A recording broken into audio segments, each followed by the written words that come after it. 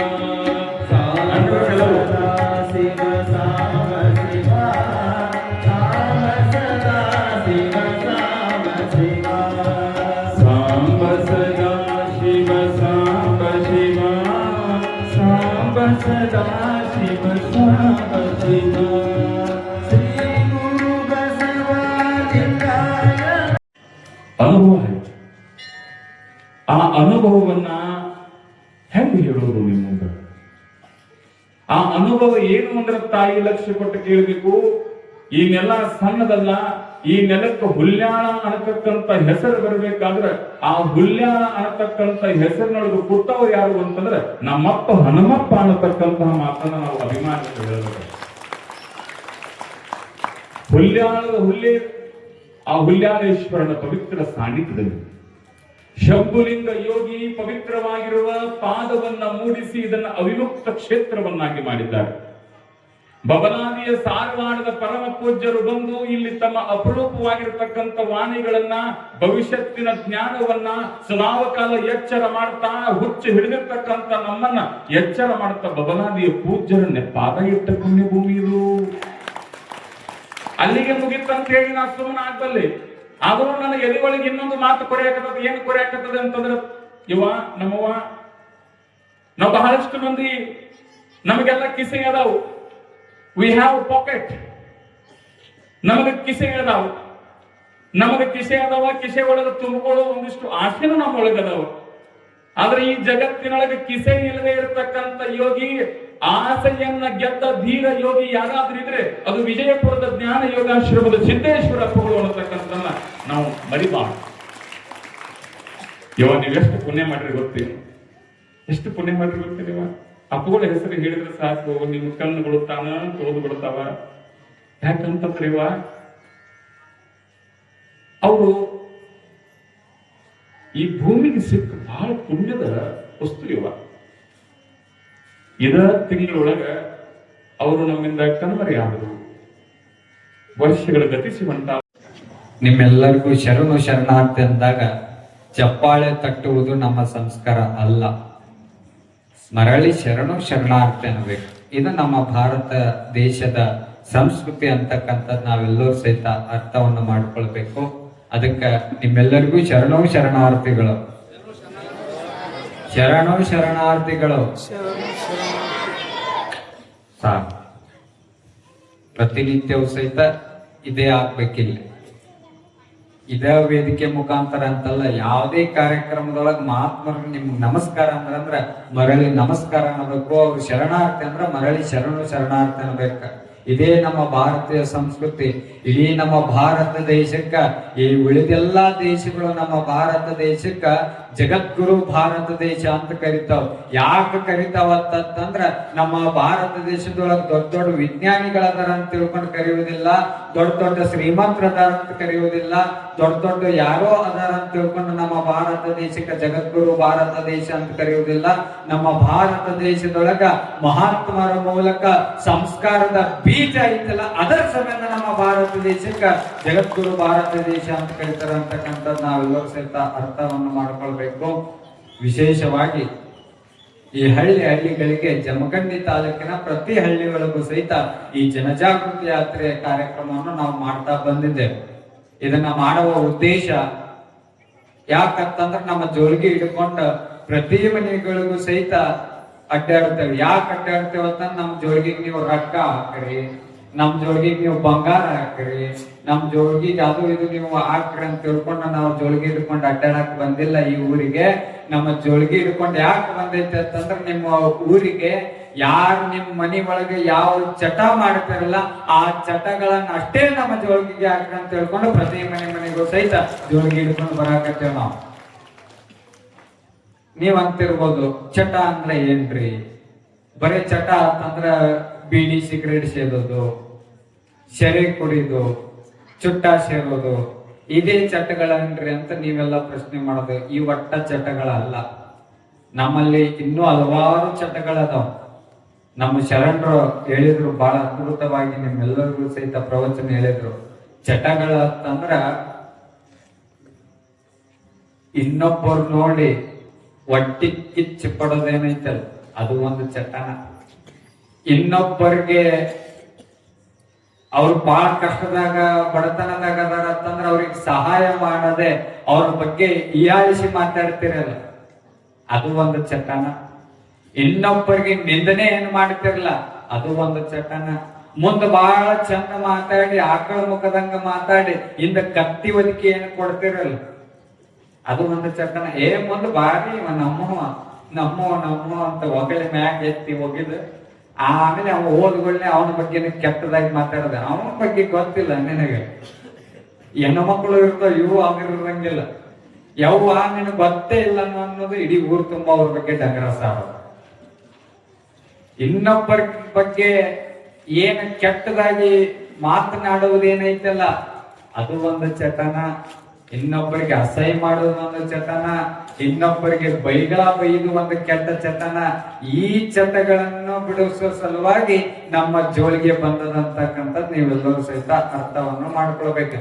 ಬರೇ ಬೀಡಿ ಸಿಗರೇಟ್ ಅರ್ಥ ಅಲ್ಲ, ಇವು ಏನು ಗಣ ಮಕ್ಕಳು ಬೀಡಿ ಸಿಗರೇಟ್ ಏನು ಸೇದಿ ಅವು ದೇಹ ಅರ್ಥ ಸುಟ್ಬಿಡ್ತಾವ. ಇವು ಹೆಣ್ಮಕ್ಳು ಏನ ಚಟ ಮಾಡ್ತಾವಲ್ಲ, ಇವು ಚಾಡ ಚುಚ್ಚು, ಇವು ಇಡೀ ಮನಿನ ಸುಡ್ತಾವ. ಇವು ದಗ ದಗ ದಗ. ನಿಮ್ ಬಗ್ಗೆ ಹೇಳಾಕತ್ತಿಲ್ಲ ಅವನ. ಈ ಊರಾಗ ನಮ್ಗೆ ಯಾರು ಇಲ್ಲ, ಬಾಳ ಒಳ್ಳೆಯವ್ರ. ಚಾಡ ಚುಚ್ಚುದಂತ ಗೊತ್ತಿಲ್ಲ ನಿಮ್ಗೆ. ಆ ಶಬ್ದನ ಈ ಊರಾಗ ಬಳಕೆನೇ ಇಲ್ಲ. ಅದು ನಾ ಬ್ಯಾರೆ ಊರಿನ ಸುದ್ದಿ ಹೇಳಾಕತ್ತೇನೆ. ನಿಮ್ ಬಗ್ಗೆ ಹೇಳಿ ಮತ್ತ 5 ದಿನ ಈ ಊರಾಗ ಪ್ರವಚನ ಮಾಡೋದು ವಜ್ಜಾಗಿತ್ತು ಅಂತೇಳಿ ನಾವು. ಈ ಊರ್ ದಾಟ ಹೋಗುದು ವಜ್ಜಾಗಿತ್ತು. ಕೆಟ್ಟ ದುರ್ಗುಣಗಳನ್ನ ಬಿಡದ ಈ ಜೀವನ ಪ್ರತಿಯೊಬ್ಬರಿಗೂ 3 ಸಂಗತಿಗಳು ನಡೀತಾವ.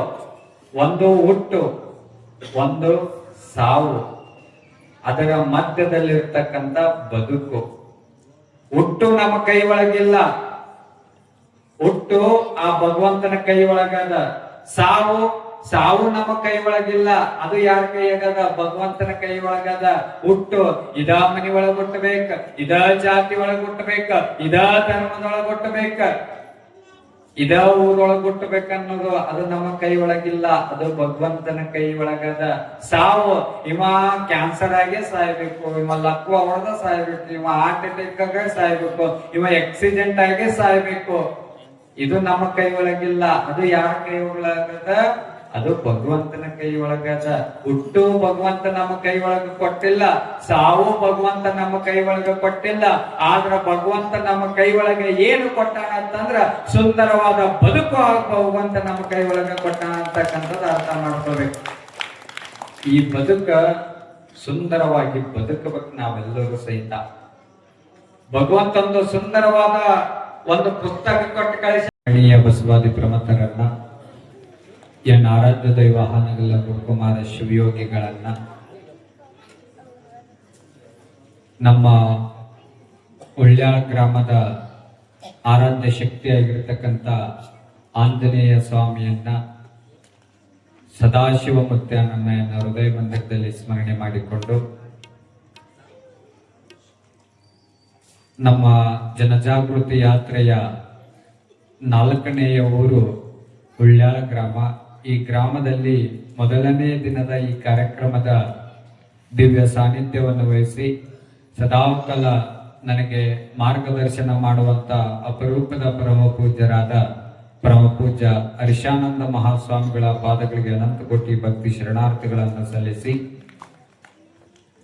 ಬಹಳ ಅದ್ಭುತವಾಗಿ ಈ ಕಾರ್ಯಕ್ರಮದಲ್ಲಿ ದಿವ್ಯ ಸಾನ್ನಿಧ್ಯವನ್ನು ವಹಿಸಿ, ಅಪ್ಪುಗಳ ನೀವೇನು ವಿಚಾರ ಮಾಡಕ್ ಹೋಗ್ಬೇಡ್ರಿ, ನಮ್ಮ ಊರಾಗ ನಿಮ್ಮ ಊರಾಗ 3 ಊರ ಒಳಗ ಎಷ್ಟು ಅದ್ಭುತ ಆಗ್ಯದಲ್ಲ, ಅದಕ್ಕಿಂತ ಅದ್ಭುತ ನಮ್ಮ ಉಳ್ಯಾಳ ಗ್ರಾಮದೊಳಗ ಆಗ್ತದ ಅಂತ ತಿಳ್ಕೊಂಡು ಭರವಸೆ ಮಾತನ್ನು ಕೊಟ್ಟ ಈ ಕಾರ್ಯಕ್ರಮ ಯಶಸ್ವಿಗೆ ಕಾರಣೀಕರ್ತರಾಗಿರ್ತಕ್ಕಂಥ ನಮ್ಮ ಕೃಷ್ಣಾನಂದ ಅಪ್ಪಾಜಿ ಅವರಿಗೂ ಕೂಡ ಭಕ್ತಿ ಶರಣಾರ್ಥಿಗಳನ್ನು ಸಲ್ಲಿಸಿ, ಅದೇ ತರನಾಗಿ ನಮ್ಮ ಭಾಗದ ಒಂದು ಜ್ಯೋತಿಷ್ಯ ರತ್ನರಾಗಿರ್ತಕ್ಕಂಥ ವೇದಮೂರ್ತಿ ಈ ಸಂಪೂರ್ಣ ಈ ಕಾರ್ಯಕ್ರಮದ ಉಸ್ತುವಾರಿಯನ್ನು ವಹಿಸಿಕೊಂಡಿರತಕ್ಕಂಥ ವೇದಮೂರ್ತಿ ದುಂಡಯ್ಯ ಸ್ವಾಮಿಗಳಿಗೂ ಭಕ್ತಿ ಶರಣಾರ್ಥಿಗಳನ್ನು ಸಲ್ಲಿಸಿ, ಅದೇ ತರನಾಗಿ ಇನ್ನೊಬ್ಬ ಪರಮ ಪೂಜ್ಯ ವೇದಮೂರ್ತಿಗಳಾಗಿರ್ತಕ್ಕಂಥ ವಿದ್ಯಾನಂದ ಅಪ್ಪುಗಳಿಗೂ ಭಕ್ತಿ ಶರಣಾರ್ಥಿಗಳನ್ನು ಸಲ್ಲಿಸಿ, ಇನ್ನೋರ್ವ ಜಂಗಮ ಮೂರ್ತಿಗಳಾದ ಸೋಮಯ್ಯ ಅವರಿಗೂ ಕೂಡ ಭಕ್ತಿ ಶರಣಾರ್ಥಿಗಳನ್ನು ಸಲ್ಲಿಸಿ, ನಮ್ಮ ಸಂಗೀತ ಕಲಾವಿದರಾಗಿರ್ತಕ್ಕಂಥ ನಿನಾದ ಸುನಾದಗಳ ಮೂಲಕ ಸಂಗೀತ